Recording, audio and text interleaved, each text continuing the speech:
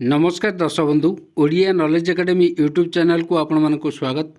आपन जदि आम चैनल को प्रथम आसन दयाकोरी चैनल सब्सक्राइब बटन क्लिक करी चैनल को सब्सक्राइब करेंगे। वीडियोटी भल लगे निश्चय वीडियोटी को लाइक करेंगे, कमेंट करेंगे, शेयर करेंगे भूलें जहाँद्वारा आप प्रतिदिन नुआ नुआ अपडेट पाइपर।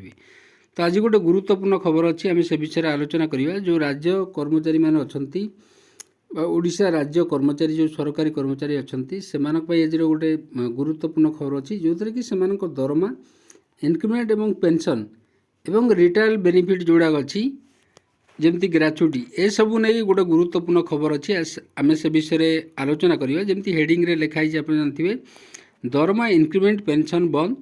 तो आ विषय कौन अच्छी खबरटी आसतु डेरी नक आरंभ करवा। तो ये आप देखुए श्री मनोज कुमार आहुजा जे मुख्य शासन सचिव ओडिशा सरकार चीफ सेक्रेटरी पाखु 27/12/2024 गोटे चिठी पत्र संख्या 1664 गोटे पत्र आसी जो थे कि क्या पाखु चिठी कराई आसन देखा। To all additional chief secretary principal secretary commissioner cum secretary all RDC district magistrate and collector जो मैंने अच्छा समस्त पाखु चिठी कराई। ये देखु सब्जेक्ट अच्छी recording remarks and grading in performance appraisal report जो पार अच्छी group and group B officers of the state government. तो राज्य सरकार जो मैंने कर्मचारी अच्छा से कहीपर to understand is desire to say that performance appraisal report जोड़ाक अच्छी प्रतिवर्ष सरकार को दि जाए of the state government servant जो मैंने अच्छा written with a view to adjust their performance every year in the area of their work.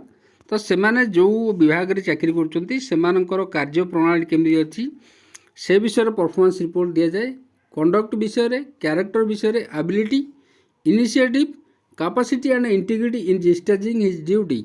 The PAR provide the basic and vital input for assessing the performance of an officer his career advancement and also to serve as the main yardstick adopted in the process of confirmation, promotion and selection। ताले जो promotion selection एवं conformation ये सब नहीं एटे जोटा कि गुरुत्वपूर्ण भूमिका ग्रहण करता है कर्मचारी।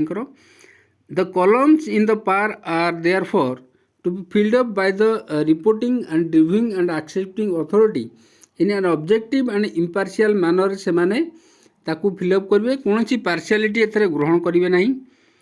It has come to notice that the reporting and reviewing and accepting authority जो मैंने अच्छी are not recording their remarks and grading in part of their subordinate officer within the stipulated timeline. As a result, the power of the officers reported upon close without remark and grading for which the DPC and selection board are facing difficulty। तो ये पार बा आमर जोटा performance appraisal report जो अच्छी ताकू ठीक समय न देवा द्वारा कौन होना कर्मचारी मान जो DPC departmental promotion committee selection board से माने डिफिकल्टी फेस करूँ कि कर्मचारी को प्रमोशन भी ठीक रही पारनी आसीस them in promotion and selection जो क्षेत्र में अनेक असुविधा होची। It is there for impress upon all concern that reporting and reviewing accepting authority in the PAR recording A chain should recorded their remarks and grading without fail within the time prescribed to make complete the par for proper evaluation of the officer reported upon।